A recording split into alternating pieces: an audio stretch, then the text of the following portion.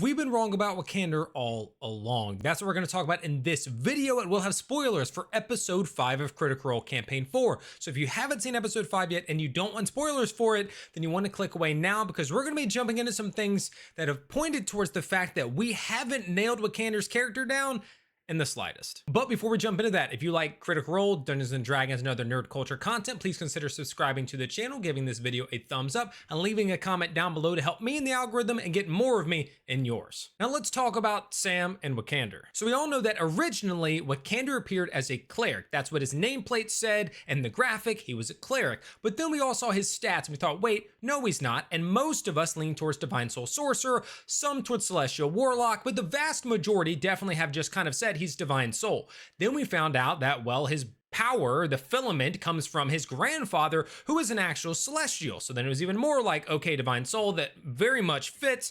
But now there seems to be some questions because of a mechanic he used in episode 5 that fits a different sorcerer subclass. So let's break all of this down and talk about what he may be based on everything we know now. So first, I'm leaning towards Aasimar now. I do think that that is what he is, that is the connection. So he may have Celestial Resistance, which we don't know yet, Dark Vision, which we haven't been told yet, Healing Hands, that may be where he gets some of that healing, but Light Bearer is where it really comes through for me, and then we'll kind of see if he ends up getting Heavenly Wings or Inner Radiance. The reason that these things seem to stick out for me is the Heavenly Wings down here, 2 Celestial Wings sprout from your back temporarily. That seems like his father Goddard, right? He ends up having that, where at first they're wrapped around him, and then when he spouts them out, they're actually the celestial feathered wings, and then the Inner Radiance, which is light temporarily radiates from your eyes and mouth. And we saw that once again with Goddard, which is his father. So that tells us the species, where he gets some of these things, but what about his class? That's what we really have questions about. What is he? Well, again, Divine Soul Sorcerer seemed to really fit the theme. However, in episode 5, Sam states that he's using something to get rid of disadvantage. I'm going to need a group stealth check moving at a normal pace. Okay. All of you will be rolling with disadvantage on stealth. I'm going to get rid of my disadvantage. Lovely. Oh. Lovely. Nice.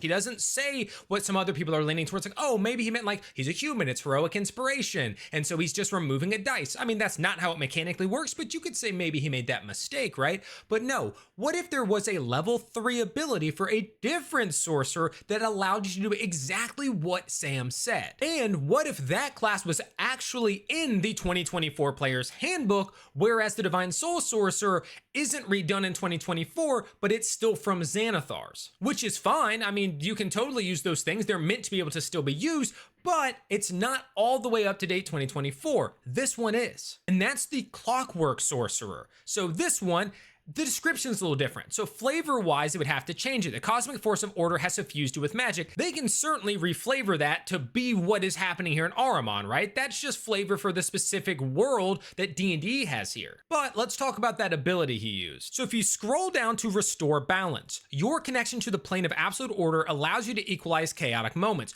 When a creature you can see within 60 feet of yourself is about to roll a d20 with advantage or disadvantage, you can take a reaction to prevent the roll from being affected by that advantage or disadvantage. And it's based on charisma, which of course we know he has a high charisma. The one thing here though is it does kind of clearly state a creature within 60 feet of yourself.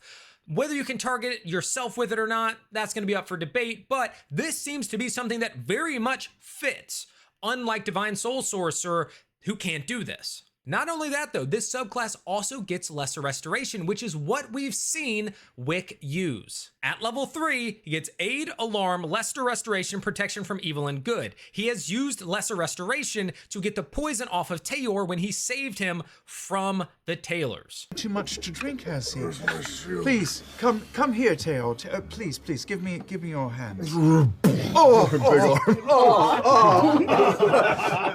Come, Teo, come. And as we walk out the door, I'm going to just say, the light is all, and pump Lesser Restoration into him.